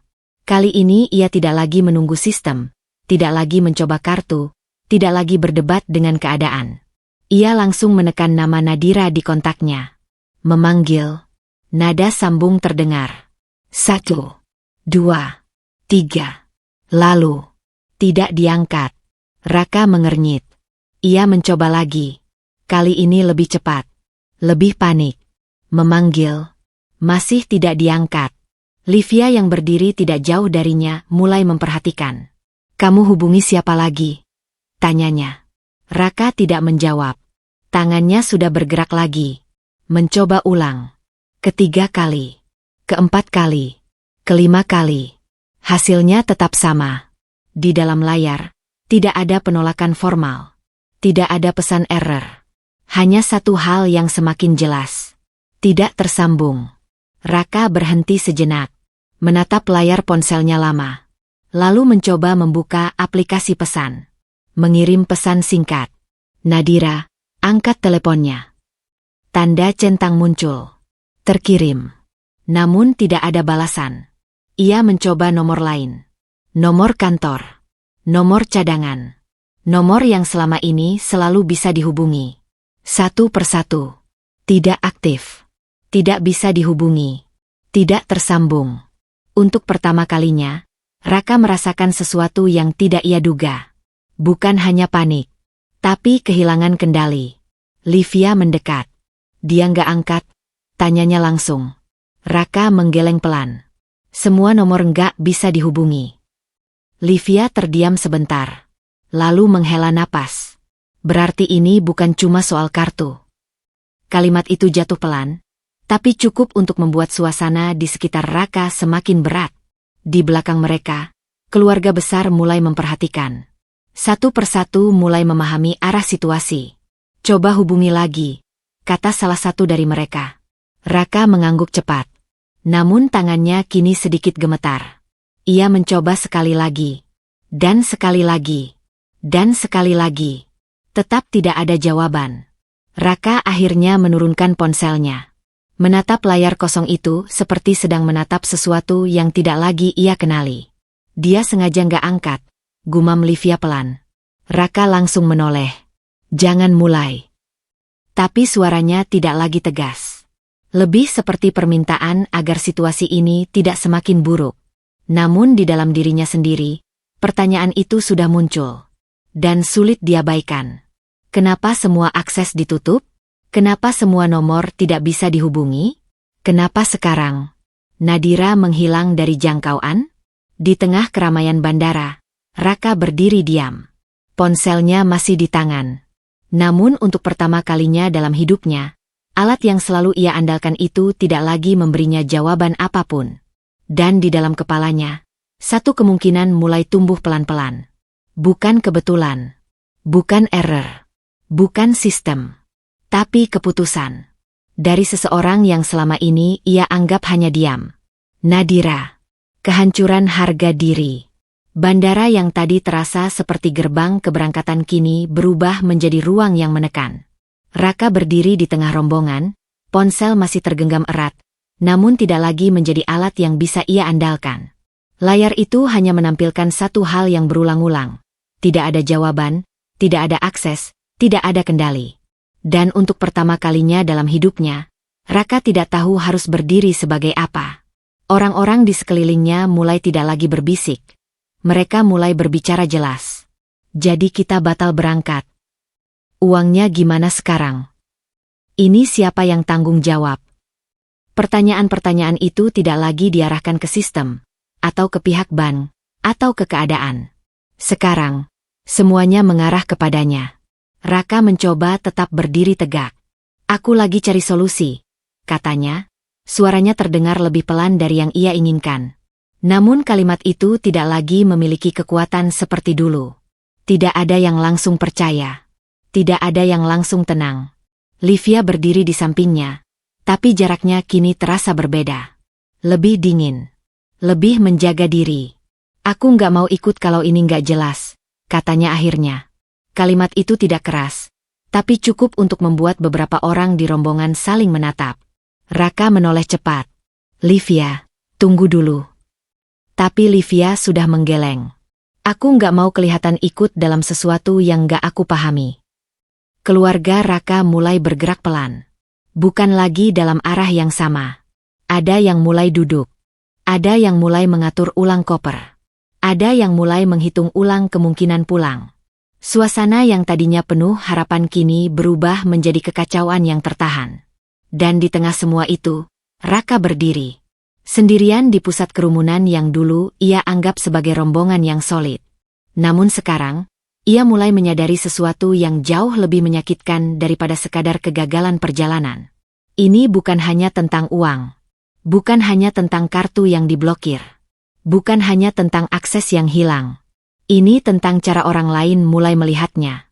Seseorang dari rombongan berbisik cukup keras untuk terdengar.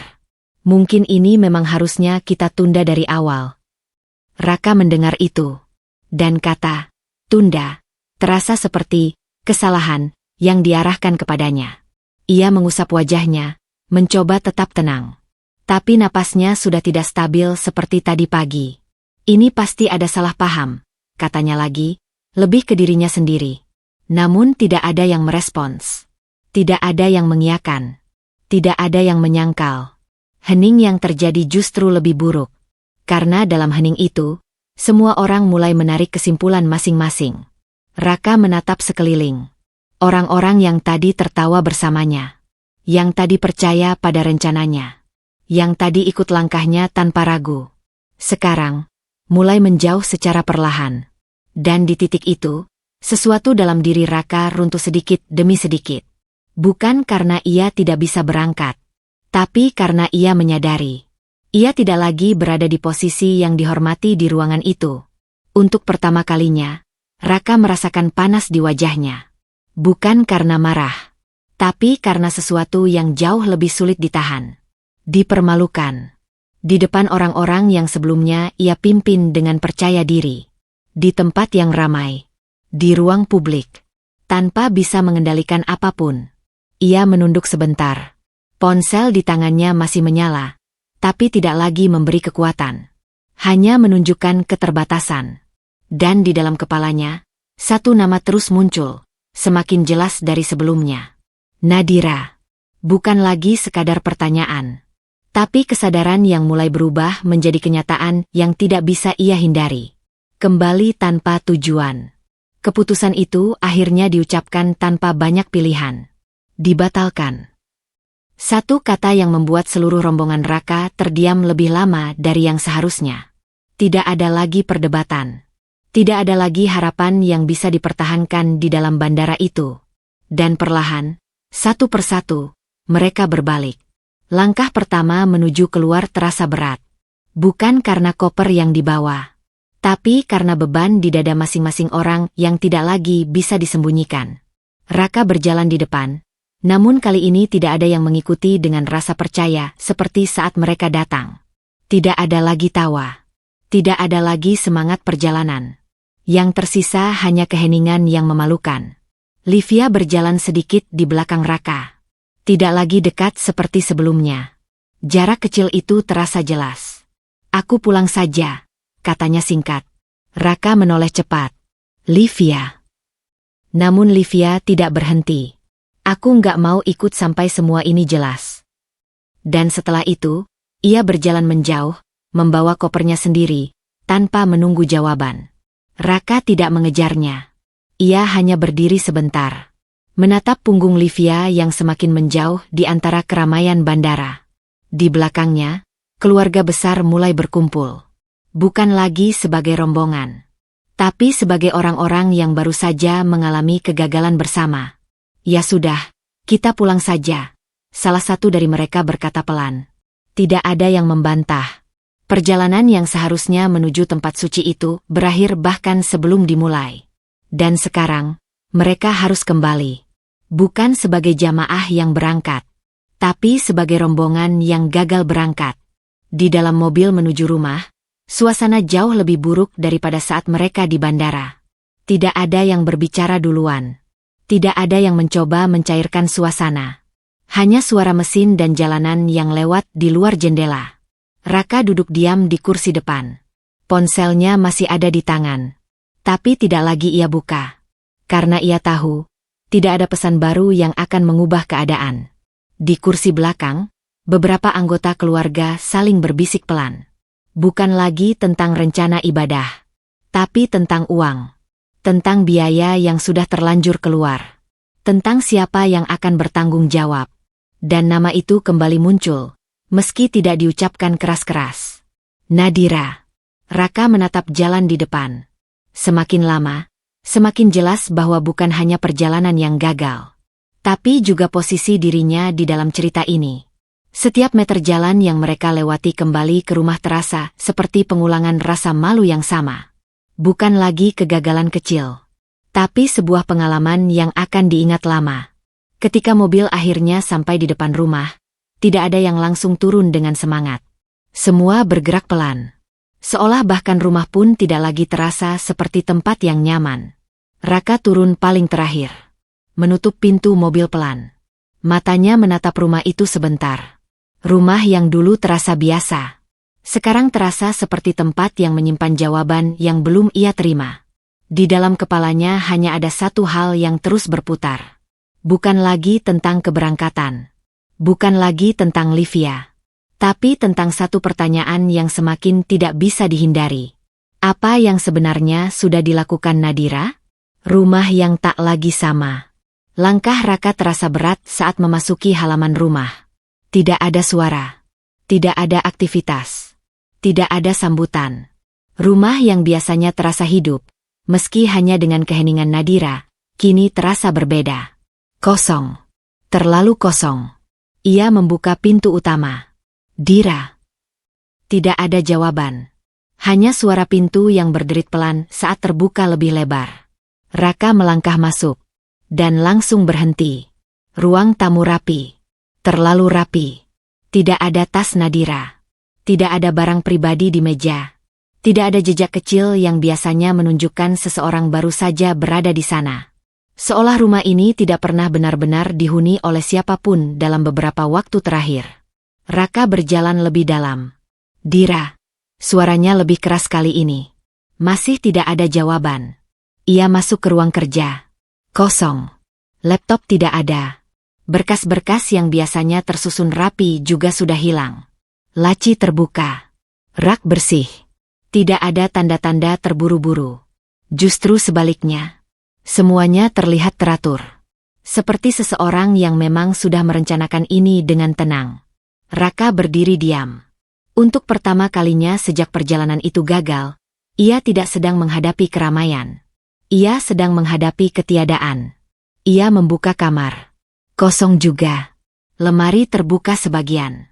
Pakaian Nadira tidak ada. Hanya gantungan kosong yang tersisa. Raka mengeluarkan ponselnya dengan cepat. Mencoba menghubungi Nadira. Nomor tidak aktif. Ia mencoba lagi. Dan lagi. Hasilnya sama. Nafas Raka mulai tidak stabil. Tidak mungkin. Ia berjalan cepat ke seluruh rumah. Dapur. Ruang makan. Balkon. Semua kosong dari sosok yang ia cari. Namun yang paling membuatnya berhenti bukan hanya kepergian itu. Tapi cara kepergiannya. Tidak ada kekacauan. Tidak ada tanda emosi. Tidak ada barang yang berserakan. Hanya ketidakhadiran yang sengaja disusun rapi. Di meja ruang tamu, Raka akhirnya melihat sesuatu. Sebuah amplop putih. Tidak besar. Tidak mencolok. Hanya diletakkan di tengah meja. Seolah memang menunggu untuk ditemukan. Raka mendekat perlahan. Tangannya sedikit gemetar saat mengambil amplop itu. Tidak ada tulisan nama di luar. Hanya satu lipatan bersih. Ia membukanya. Dan untuk sesaat, dunia di sekitarnya terasa berhenti. Di dalamnya hanya ada satu kalimat pendek. Tidak panjang. Tidak dramatis. Tapi cukup untuk membuat seluruh rumah itu terasa lebih dingin dari sebelumnya. Raka berdiri diam. Amplop itu masih di tangannya. Matanya terpaku pada isi yang baru saja ia baca. Dan untuk pertama kalinya, ia benar-benar mengerti. Ini bukan sekadar Nadira pergi. Ini adalah keputusan untuk menghilang dari hidup yang tidak lagi menghargainya. Rumah itu tetap sama seperti bangunan. Tapi bagi Raka, semuanya sudah tidak lagi sama sejak Nadira tidak ada di dalamnya. Awal kehilangan. Amplop di tangan Raka masih belum jatuh, meski jemarinya sudah mulai kehilangan kekuatan. Kalimat di dalamnya terus berputar di kepalanya, seperti gema yang tidak mau berhenti. Namun malam itu belum selesai menghancurkannya. Karena kebenaran berikutnya tidak datang dari kata-kata, tapi dari realitas yang mulai terbuka satu persatu. Raka duduk di ruang tamu yang masih terasa kosong. Ponselnya kembali ia hidupkan. Kali ini bukan untuk mencari Nadira, tapi untuk mencari sesuatu yang lebih konkret. Akses. Data. Penjelasan. Ia membuka aplikasi bank. Login. Berhasil. Untuk sesaat, ia menghela napas lega. Masih bisa. Gumamnya pelan. Namun rasa lega itu tidak bertahan lama. Daftar akun muncul di layar. Raka mulai menelusuri satu persatu. Rekening pribadi. Rekening bersama, kartu tambahan, aset digital. Dan perlahan, ekspresi Raka berubah. Dari lelah, menjadi bingung. Lalu, tegang. Nama yang muncul di hampir semua struktur utama bukan namanya. Bukan Livia. Bukan keluarga. Bukan gabungan siapapun yang selama ini ia pikir terlibat. Nadira. Raka menatap layar lebih lama. Jarinya bergerak cepat membuka detail satu aset. Properti. Status kepemilikan. Atas nama Nadira. Ia membuka yang lain. Kendaraan. Atas nama Nadira. Investasi. Atas nama Nadira. Satu persatu. Semua yang selama ini ia gunakan. Semua yang ia anggap bagian dari hidup mereka. Semua yang ia nikmati tanpa banyak pertanyaan. Semuanya berdiri di satu nama. Nadira. Raka bersandar di sofa. Tangannya perlahan turun. Ponsel masih menyala di pangkuannya. Tapi ia tidak lagi benar-benar melihat layar itu. Di kepalanya mulai muncul ulang potongan-potongan kecil yang dulu ia abaikan. Kalimat Nadira. Diamnya Nadira. Tatapan Nadira. Senyum tipis Nadira di bandara. Dan sekarang semuanya mulai membentuk satu pola yang tidak ia suka. Ponselnya bergetar. Pesan dari salah satu pihak bank. Beberapa akses telah dibekukan oleh pemilik utama akun. Raka membaca itu 2 kali. Pelan.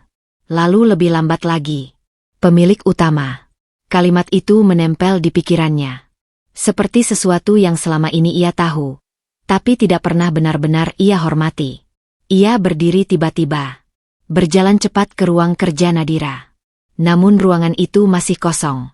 Bersih. Tidak ada yang bisa ia tanya. Tidak ada yang bisa ia konfrontasi. Raka kembali ke ruang tamu. Nafasnya mulai tidak stabil. Kamu nggak mungkin, gumamnya pelan. Namun kalimat itu tidak selesai. Karena di dalam dirinya, ia sudah tahu jawabannya. Semua yang ia anggap hak. Semua yang ia pakai tanpa berpikir panjang. Semua kenyamanan yang ia nikmati bersama Livia. Itu bukan miliknya. Itu bukan milik mereka. Itu milik Nadira. Dan sekarang, Nadira sudah tidak ada di sini untuk menjelaskan apapun. Raka duduk kembali. Rumah itu terasa semakin besar. Semakin kosong. Dan untuk pertama kalinya dalam hidupnya, ia tidak hanya kehilangan seseorang.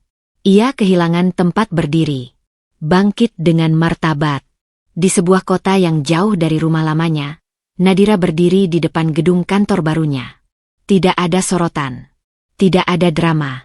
Tidak ada suara masa lalu yang mengganggu langkahnya. Hanya udara pagi yang tenang. Dan dirinya sendiri yang kini terasa jauh lebih ringan. Hari-hari setelah kepergiannya tidak diisi dengan penyesalan. Tidak ada waktu untuk itu. Nadira memilih satu hal yang selama ini selalu ia kuasai. Bergerak maju. Ruang kerja barunya sederhana, tapi rapi. Laptop terbuka. Data bisnis baru tersusun. Tim kecil yang ia bangun dari awal mulai bekerja dengan ritme yang jelas. Tanpa gangguan, tanpa beban yang tidak perlu. Nadira duduk di kursinya. Menatap layar. Bukan lagi sebagai seseorang yang menunggu keputusan orang lain. Tapi sebagai seseorang yang membuat keputusan itu sendiri. Dian duduk di seberangnya, membawa beberapa dokumen. Kamu yakin mau mulai dari sini lagi? Tanya Dian pelan. Nadira tersenyum kecil. Aku nggak mulai dari nol. Jawabnya tenang. Aku mulai dari pengalaman. Dian memperhatikan Nadira beberapa detik. Ada perubahan yang jelas. Bukan hanya lebih kuat, tapi lebih fokus, lebih bersih dari keraguan yang dulu sempat mengikatnya. Raka gimana? Tanya Dian hati-hati. Nadira tidak langsung menjawab. Ia hanya menutup satu file di laptopnya. Lalu berkata pelan. Dia bukan lagi urusanku. Kalimat itu tidak terdengar dingin. Tidak juga penuh kebencian. Hanya, selesai. Di sisi lain kota, hidup Nadira mulai berjalan dengan arah yang berbeda. Klien baru, kontrak baru, kesempatan baru. Dan setiap langkah yang ia ambil sekarang tidak lagi ditentukan oleh siapapun di belakangnya. Suatu sore, Nadira berdiri di balkon kantor barunya. Angin bergerak pelan. Di bawahnya, kota terlihat sibuk seperti biasa. Tapi di dalam dirinya, tidak ada lagi kekacauan yang dulu pernah menguasai pikirannya. Ponselnya bergetar. Pesan dari nomor tidak dikenal. Nadira melihat sekilas. Tidak membuka. Tidak merespons. Ia hanya mengunci layar. Lalu kembali ke dalam. Karena sekarang, hidupnya tidak lagi berputar di sekitar masa lalu. Tidak lagi menunggu penjelasan. Tidak lagi mencari pengakuan. Nadira memilih satu hal yang jauh lebih penting. Dirinya sendiri. Dan untuk pertama kalinya setelah semua kehancuran itu, bangkitnya bukan terlihat seperti balas dendam. Tapi seperti seseorang yang akhirnya mengerti nilai dirinya, tanpa perlu membuktikannya pada siapapun lagi. Kehidupan baru. Waktu terus berjalan, tetapi bagi Nadira, hidup tidak lagi terasa seperti sesuatu yang harus dikejar, melainkan sesuatu yang ia kendalikan. Pagi di kota barunya selalu dimulai dengan tenang. Tidak ada lagi suara yang mengganggu pikirannya. Tidak ada lagi ketidakpastian yang membuatnya ragu melangkah. Hanya rutinitas yang ia bangun sendiri, dengan ritme yang ia tentukan sendiri. Di kantor barunya, Nadira berdiri di depan timnya. Ia tidak lagi berbicara sebagai seseorang yang sedang berusaha membuktikan diri. Ia berbicara sebagai seseorang yang sudah tahu nilainya. Fokus kita bukan hanya tumbuh, katanya tenang, tapi stabil, kuat, dan tidak tergantung pada siapapun.